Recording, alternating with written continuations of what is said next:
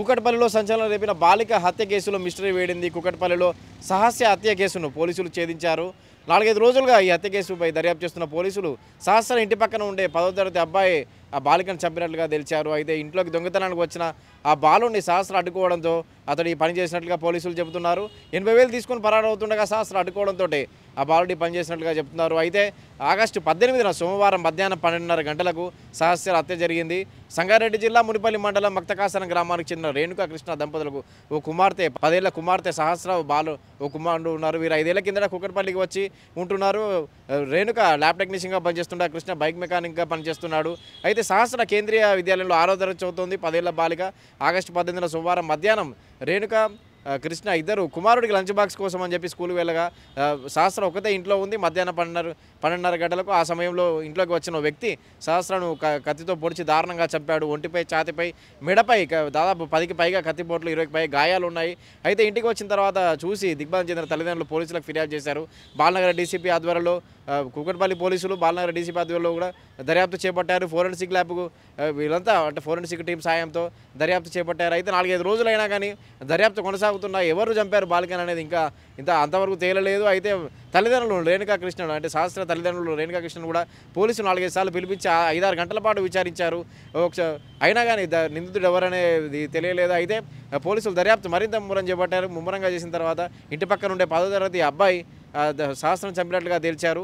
నిర్ధారణకు వచ్చారు. దొంగతనానికి వెళ్ళిన 10వ తరగతి అబ్బాయి 80,000 దొంగిలించి పారిపోతుండగా సహస్ర అడ్డుకోవడంతో ఆమెను చంపినట్లుగా తెలిచారు. అయితే దొంగతనానికి వెళ్ళి తిరిగి వస్తుండగా తిరిగి ఎలా రావాలి, ఎవరైనా అడ్డుకుంటే ఏం చేయాలి, ఎలా అని కూడా ఆ బాలుడు పేపర్పై రాసుకొని మరీ వెళ్ళినట్లుగా పోలీసులు చెప్తున్నారు. మొత్తంగా అయితే రాష్ట్ర వ్యాప్తంగా కలకలం రేపిన బాలిక హత్య కేసును పోలీసులు అయితే ఛేదించారు. 10వ తరగతి అబ్బాయి చంపినట్లుగా తెలిచారు. మొత్తంగా ఈ కేసు 4-5 రోజులుగా సంచలనంగా మారింది. నిందితులు ఇంతవరకు 4-5 రోజులుగా దొరకపోవడంతో చాలా ప్రశ్నలు మిగిలిపోయాయి. ఎవరు చంపారనే దానిపై కూడా ప్రశ్నలు మిగిలిపోయాయి.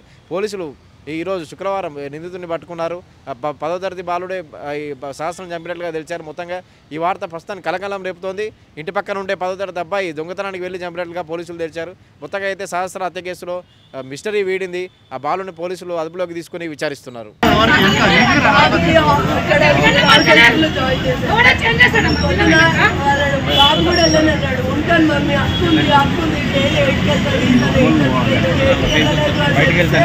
ఆ పిల్లలతో తెలిసే వాడు అక్కింట్లోనే ఉంది. వెళ్ళాలనుకుంటే ఉంటుంటే వాళ్ళ డాడీ కొట్టి తిట్టి పంపించారు. 4 days ఇంట్లోనే ఉంటున్నాం, ఇంకెన్ని రోజులు ఉంటాం ఇట్లా అనేది తిట్టి పంపించింది సార్. 4 days కూడా పాప కూడా ఇంట్లోనే ఉంటుంది. పాపకు హాఫ్ డే స్కూల్స్ ఉన్నాయని వెనస్డే, థర్స్డే స్కూల్కి కూడా పంపించలేము. ఈరోజు కూడా మెసేజ్ వచ్చింది 18th నుంచి 23rd వరకు ఒలింపిక్స్ గేమ్స్ జరుగుతున్నాయి కేవీ స్కూల్లో.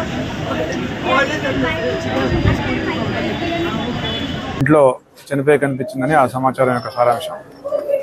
వచ్చి చూడగా ఆ పాప 10 years age and 6th class చదువుతూ ఉంది. సో వాళ్ళ ఇంట్లోనే మంచం మీద పడి ఉంది. సో ఒంటిపై కత్తిపోట్లు ఉన్నాయి. సో ఇప్పుడు ఆ బాడీ చూసాము. తల్లిదండ్రులు చెప్పే వెర్షన్ ఏంటంటే వాళ్ళు 9 o'clockకి ఇద్దరు కూడా జాబ్స్కి వెళ్ళిపోయినారు.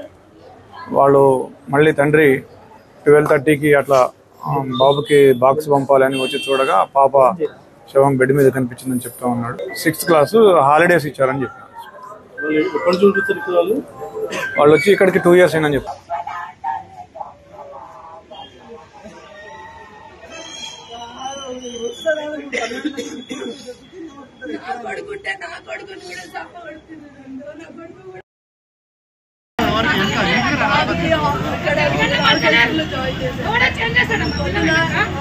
బాబు కూడా వెళ్ళనన్నాడు. ఉంటాను మమ్మీ, అక్కుంది డైలీ 8కి వెళ్తాడు. ఆ పిల్లలతో తెలిసే వాడు అక్కింట్లో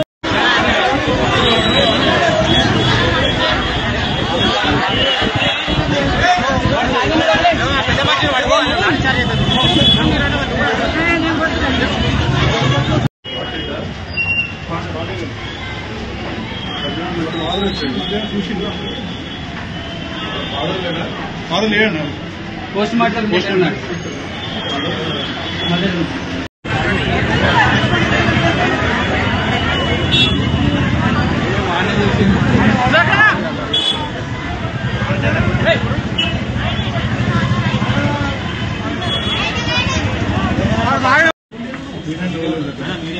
మీరు కొద్దిగా సైడ్ సార్ వీడియో లాంగ్ వెళ్ళాలి sir please okay please sir నేను బయట నుంచి